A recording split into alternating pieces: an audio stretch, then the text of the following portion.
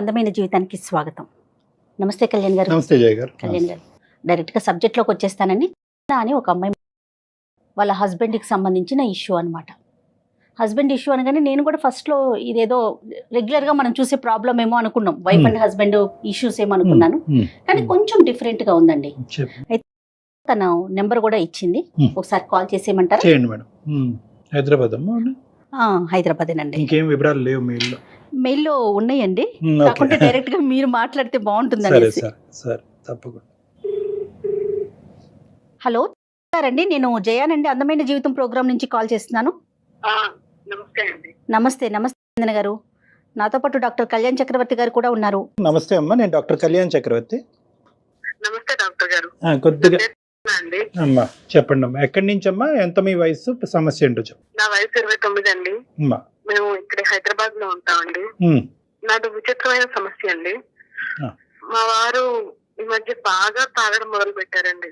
విపరీతమైన తాగుడు. ఏ విషయం గురించి మాట్లాడదామన్నా విపరీతమైన కోపం. ఏ మాట మాట్లాడదామన్నా మాటకి ముందు మాట తర్వాత కోపమేనండి. అతను ఏం చేస్తుంటారమ్మా మీ వారు? సాఫ్ట్వేర్ ఇంజనీర్ అండి. Software engineer. మీరు వర్కింగ్ ఏనమ్మా? లేదండి, నేను హోమ్ మేకర్. ఎంతమంది పిల్లలమ్మా? ఒక పాప అండి. ఒక పాప. వయసు అమ్మా? 3 ఏళ్ళండి. మీకు మ్యారేజ్ అయ్యి? నాకు మ్యారేజ్ 6 ఏళ్ళు అయిందండి. ఓకే. ఈ కోపం అన్నది ఇప్పుడమ్మా, మ్యారేజ్ అప్పటి నుంచినా?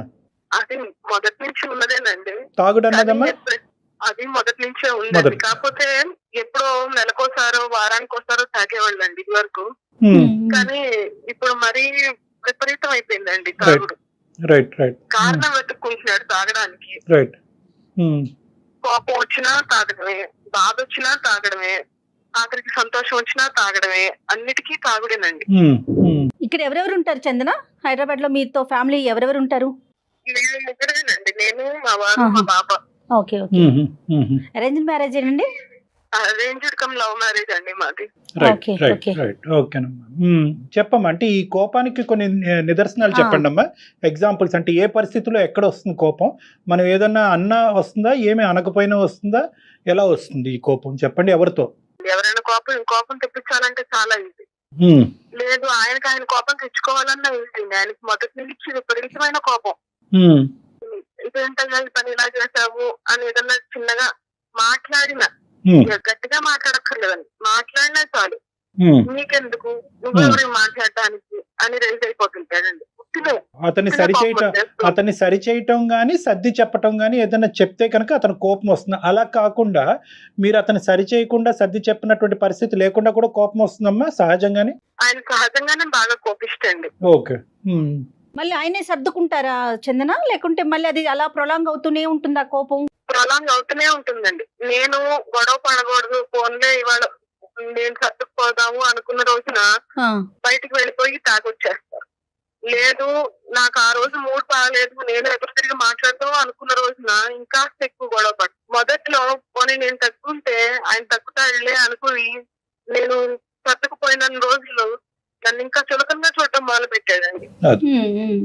ఇది వరకు మాట అనుకుని అరుచుకునేవాళ్ళం, ఇప్పుడు చెయ్యి కూడా ఎత్తుతున్నాడండి నా మీద. పాప పెద్దదవుతోంది కదండి, అది అక్కడ ఉందని కూడా చూసుకోడండి. ఈ 6 ఏళ్లలో 10 ఉద్యోగాలు మారింటాడండి ఈ కోపంతో. 10 ఉద్యోగాలు? జాబ్ చేయడానికి తెలివి కూడా ఉంది, కానీ ఆ కోపంతో పోగొట్టుకుంటాడండి. అమ్మా, ఇప్పుడు కోపం అన్నది మనకు అర్థం అవుతుంది, కానీ ఉద్యోగం అనేటటువంటి పరిధిలో అక్కడ ఏంటమ్మా, అక్కడ కోపం అంటే ఎందుకు కోపం వస్తుంది అక్కడ? వాళ్ళకి తగ్గట్టు ఈయన ఉండడండి. ఓకే. మనం కంపెనీకి వెళ్ళాము, ఒక ఆఫీస్ కి వెళ్ళాము, వాళ్ళకు రూల్స్ రెగ్యులేషన్స్ ఉంటాయి, డ్రెస్ కోడ్ అనో ఇంకోటో ఉంటాయి. అవేమి ఈయనకి నష్టం. ఐడి కార్డ్ వేసుకెళ్ళాలి, వేసుకెళ్ళాలంటాడు. ఓకే, బేసిక్స్ కూడా విండు. నాకు ఇష్టం లేదు అంటాడు. ఎప్పుడు ఆఫీస్కి కూడా డ్రింక్ చేసి వెళ్ళే పరిస్థితి ఉందమ్మా? ఆఫీస్కి డ్రింక్ చేసి వెళ్ళటం గానీ, డ్రైవింగ్ చేసినప్పుడు డ్రింక్ చేయటం గానీ ఇలాంటివి ఉన్నాయా? ఉన్నాయండి. మా పాప పుట్టినప్పుడు మేము హాస్పిటల్లో ఉంటే కనీసం మమ్మల్ని చూడడానికి కూడా రాలేదు, కానీ పాప పుట్టిందని పార్టీ చేసుకున్నాడు. ఆ తాగి ఆఫీస్కి వెళ్ళాడు, అప్పుడు ఉద్యోగం పోయింది.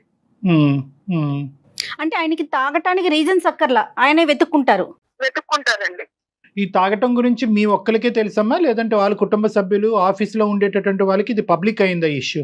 అందరికీ తెలుసండి. అందరికీ తెలుసు. అంటే తాగినప్పుడు కోపం ఒకలాగా, తాగినప్పుడు ఒకలాగా ఉంటుందా, లేదంటే ఎప్పుడు కూడా కోపం అనేది సబ్జెక్ట్ డిఫరెంట్, తాగటం డిఫరెంట్ సబ్జెక్ట్సా?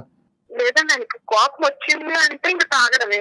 కోపం వస్తే తాగుతారు. తాగడానికే కోపం తెచ్చుకునే సందర్భాలు కూడా ఉంటాయండి. తాగిన తర్వాత కోపం ఇంకా విపరీతం అవుతుందమ్మా? విపరీతం అవుతుందండి. ఇప్పుడు చేతుల వరకు వచ్చిందా వ్యవహారం? అవునండి, చెయ్యి ఎత్తడం వరకు కూడా వచ్చిందండి. అయ్యో. కొన్ని మధ్య మా పాప చిన్న ముందే నన్ను పాప కొట్టబోతుంటే గురించి పాపం కూడా పిచ్చిది ఆలోచించట్లేదు. అడ్డొచ్చింది. కాదు. అడ్డొచ్చేసరికి దాని మీద అరిచాడండి. కాదు డాక్టర్ గారు, ఇప్పుడు ఇంట్లో అనుకోండి తనకు కోపం వచ్చినా చెల్లిద్ది, ఇంట్లో వాళ్ళు సర్దుకుంటారు, లేకుంటే ఛీ చావు అని చెప్పేసి వదిలేస్తారు. ఆఫీసుల్లో చెల్లదు కదా, అక్కడ కూడా ఇలాంటి పెత్తనం చూపించేస్తా ఉంటారా? అంటే ఇది వ్యక్తిత్వ పరం. ఇప్పుడు అమ్మాయి చెప్పేటటువంటి దాంట్లో ఏంటంటే ఇక్కడ కోపము, తాగుడు అనేటటువంటిది బయటకు కనిపించేటటువంటి 2 సబ్జెక్ట్స్ మాత్రమే. ఇవేంటంటే ఆ లోపల ఉండేటటువంటి వ్యక్తిత్వం గురించి మనం ఇక్కడ అర్థం చేసుకోవాలి. ఏంటంటే అహంకారి స్వభావం, నాకన్నీ తెలుసు, నేను ఎప్పుడూ టాప్లో ఉండాలి, నా మాట అందరూ వినాలి, నేను చెప్పినట్టే జరగాలి, నా వైపు వేలెత్తి ఎవరు చూపెట్టకూడదు, నేను వేలెత్తి చూపెడితే అవతల వాళ్ళు తూచా తప్పకుండా వెంటనే ఫాలో అయిపోవాలి. సో ఇది వ్యక్తిత్వపరమైనటువంటి ఇది ఒక లోపం. డిజార్డర్ కదండి. ఇది ఒక డిసైడర్. మీరు చెప్పేటటువంటి అవకాశం లేదన్నారు, వాళ్ళ తల్లిదండ్రులు చెప్పే అవకాశం ఉందా? ఆఫీస్లో కానీ, ఎవరైనా పెద్దల ద్వారా కానీ, స్నేహితుల ద్వారా కానీ అతని ప్రవర్తనలో ఒక మార్పు తెప్పించే ప్రయత్నం ఎప్పుడన్నా జరిగిందా?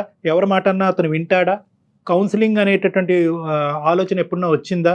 వచ్చిందండి. కౌన్సిలింగ్ కి తీసుకెళ్దామంటే వాళ్ళేంటి నాకు చెప్పేది, నేను బానే ఇక వినని తత్వం.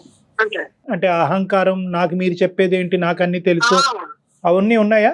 ఉన్నాయండి. ఎవరైనా సరే ఈయనకంటే తక్కువే. వాడు నా రేంజ్ కాదు. ఎవరితో చుట్టుపక్కల నైబర్స్ తో కూడా ఎవరితోనూ మాట్లాడదు. రైట్. ఎవరితో మాట్లాడదామన్నా గొడవే. ఈ డబ్బులు ఖర్చు పెట్టడం, స్నేహితులతో బయటకు వెళ్ళటమా అనేటటువంటిది ఉందా, లేదంటే ఆ తాగేది ఏదో 4 గోళ్ల మధ్యనే తాగుతాడా?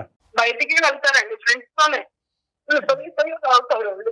కోపం అనే సబ్జెక్ట్ తీసేస్తే మిగతా ఏమైనా మంచి గుణాలు ఉన్నాయమ్మా? మాట్లాడుకునే తగ్గేటటువంటి గుణాలు ఏమైనా ఉన్నాయా?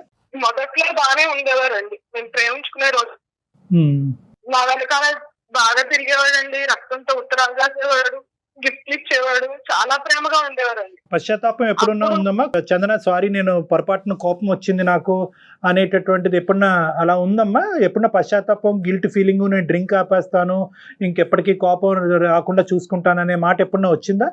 అది పెళ్లికి ముందు ఉండేదండి.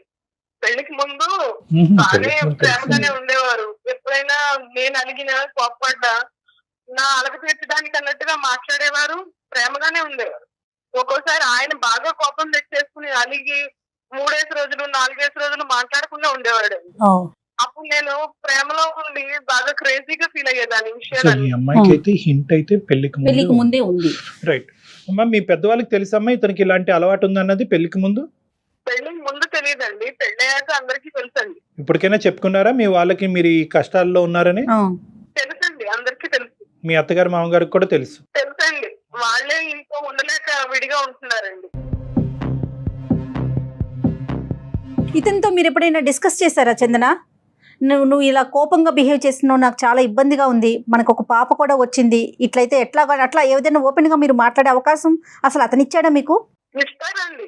ఎప్పుడైనా మూడు బాగున్నప్పుడు బాగానే మాట్లాడతారు, కానీ చిక్కినట్టే చిక్కి జారిపోతుంటారండి. విన్నట్టే ఉంటారు, చివరాఖరికి ఆయన చేయాలనుకున్నది చేసేస్తారు. ఈ డ్రింకింగ్ ప్యాటర్న్ అనేటటువంటిది అమ్మ, ఎందుకంటే ఇప్పుడు ఈ రెండిట్లకి ఒకదానికొకటమ్మ. కోపం వస్తే తాగుతాడు, తాగితే కోపం వస్తుంది. సో ఇది ఒక విషస్ సైకిల్, ఇది ఒక పద్మవ్యూహం.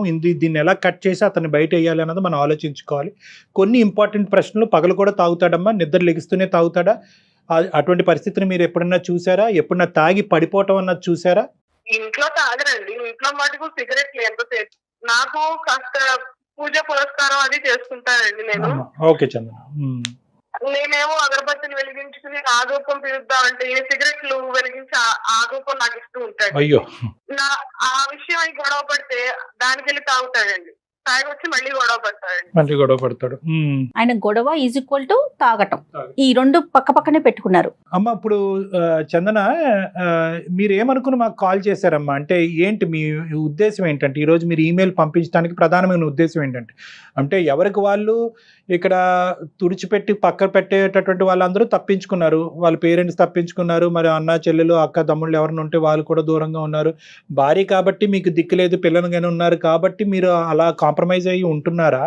మీ ఆలోచన ఏంటమ్మా? ఎందుకు ప్రధానంగా మాకు ఈమెయిల్ చేశారు ఈరోజు? మొన్న ఈ మధ్య అండి బాగా తాగొచ్చి నా మీద చెయ్యెత్తపోతే పాప అడ్డం వచ్చిందండి.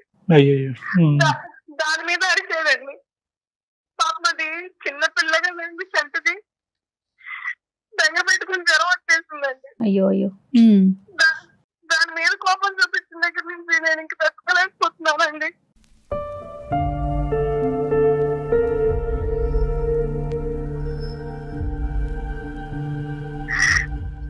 ఇన్నాళ్ళు నేనంటే పడ్డాను కదండి, పాప కూడా ఎక్కడ ఇబ్బంది పెట్టండి.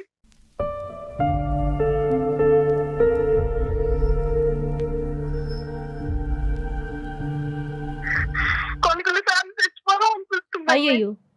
అది చందన అలా కదమ్మా, ఇక్కడ ఏంటంటే మీకంటూ ఇంకొక బాధ్యత కూడా ఉంది, పాప రూపాన ఒక బాధ్యత ఉంది. అన్నిటికంటే ఇక్కడ ఒక ట్విస్ట్ కానీ లేదంటే ఒక కీలకమైన అంశం ఏదైనా ఉందంటే మీ జీవితంలో, కోపడినటువంటి వ్యక్తికి తన కోపం వల్ల తాగటం వల్ల జరిగేటటువంటి నష్టం 1% కూడా అవగాహన లేకపోవటం అన్నది ఇక్కడ ముఖ్యంగా మీరు బాధపడే అంశం. కోపం, తాగటం ప్రత్యేకంగా మగవాళ్ళలో ఒక సహజమైన సబ్జెక్ట్ ఈ రోజుల్లో.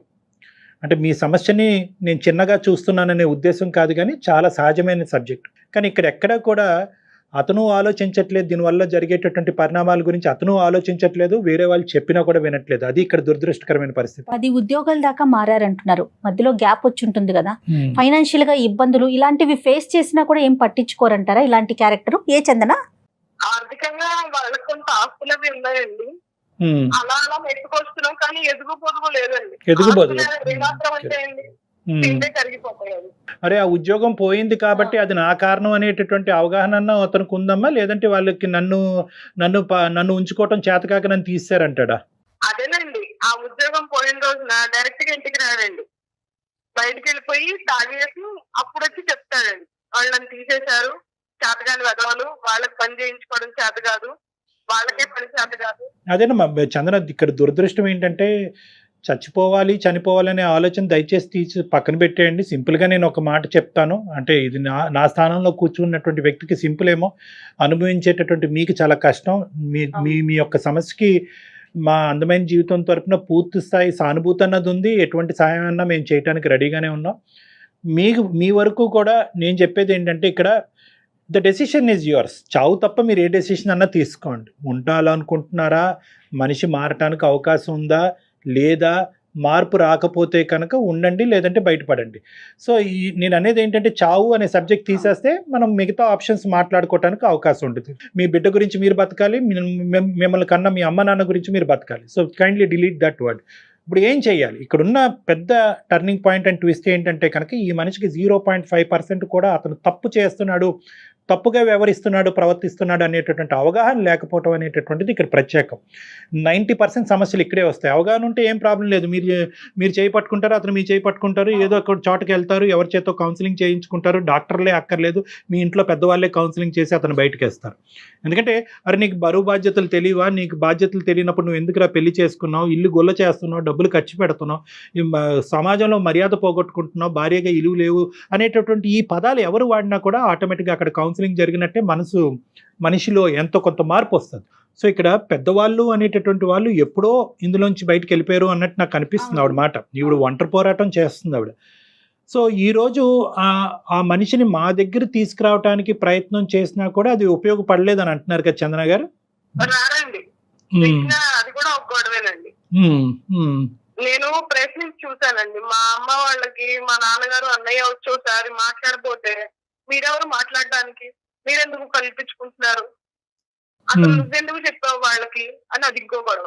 ఆఫీస్ బయట కోపగించుకోవటం, బయటకు వెళ్ళి తాగటం అనే అంశాల గురించి మనం మాట్లాడుకుందాం, అది మీ పరిధిలో లేనటువంటి అంశం. మీకు సంబంధించిన అంశం ఏదైనా ఉందా? అతను ప్రత్యేకంగా మీరు స్లోగా చేస్తారనో, కరెక్ట్‌గా చేయరనో, నీట్‌గా ఉంచరనో, పాపను సరిగ్గా చూసుకోరనో, ఇలాంటి ఏమైనా కరెక్టబుల్ సబ్జెక్ట్స్ అంటే మార్పు తీసుకురాగలిగేటటువంటి సబ్జెక్ట్స్ ఏమన్నా మీలో ఉన్నాయా? అవేమన్నా మీరు ఆ ప్రయత్నం ఏదన్నా చేస్తే కనుక మనిషి ఏమన్నా కొంతవరకు చల్లబడేదానికి అవకాశం ఉందా? అన్ని రకాలుగా ప్రయత్నించి చూశానండి. అన్ని రకాలుగా చేసిన తర్వాత నా వల్ల అయితే డివోర్స్ తీసేసుకుందాం అనే ఆలోచన వచ్చింది. మళ్ళీ పాప న్యాచురల్‌గా చాలా చక్కది. మెయిన్ అదే కదా ఇష్యూ. పాప గురించి మీరున్నారు. పాపం తను ఎటు డిసైడ్ చేసుకోలేకపోతున్నారు. చదువుకున్నారా చందన? మీరు ఎంతవరకు చదువుకున్నారు? నేను ఎంఎస్సీ చదివానండి. ఏంటండి అసలు ఈ సమస్యకి అసలు పరిష్కారం అంటే మనం ఏం మాట్లాడుకోవాలి కళ్యాణ్ గారు? అందరికీ స్ట్రైట్ ఫార్వర్డ్‌గా మనం సమాధానం ఎలాగైతే అందమాని జీవితం ప్లాట్‌ఫార్మ్ ద్వారా చెప్తున్నామో ఇదంతా స్ట్రైట్ ఫార్వర్డ్ ఇష్యూ కాదమ్మా. నాకేమీ తెలియని వాడి కన్నా చెప్పొచ్చు, నాకు అన్నీ తెలిసిన వాడి కన్నా చెప్పొచ్చు. మధ్యస్థం ఉండి తెలిసి తెలియనటువంటి వాళ్ళకి, కానీ అహంకారంతో రగిలిపోతున్నటువంటి వాళ్ళకి మనం ఏం చెప్పలేం. ఇది అహంకారం. దీన్నే మనం ఏమంటామంటే గ్రాండియోసిటీ అని అంటూ ఉంటాం. నాకు అన్నీ తెలుసు, నాకెవరూ చెప్పక్కర్లేదు. కాన్సిక్వెన్స్ ఇక్కడ చూడండి, ఇక్కడ ఆవిడ బాధపడుతుంది, కన్నటువంటి ఆ చంటి పిల్ల బాధపడుతుంది, ఆర్థికంగా ముందుకెళ్ళకపోతున్నారు, 10 ఉద్యోగాలు మారినాయి, లోపల శరీరం ఎంతో హోనమైందో ఆ సబ్జెక్ట్ గురించి మనం మాట్లాడలేదు. సో ఇన్ని పరిణామాలు ఉన్నా కూడా ఆ మనిషి అలా ముందుకెళ్ళిపోయేటటువంటి తత్వం ఉంచండి, అది వ్యక్తిత్వపరమైన లోపం. అందుగురించి దురదృష్టం మనం చందన గారికి ఒక స్ట్రైట్ ఫార్వర్డ్ రెస్పాన్స్ అనేది మనం ఇవ్వలేకపోతున్నాం.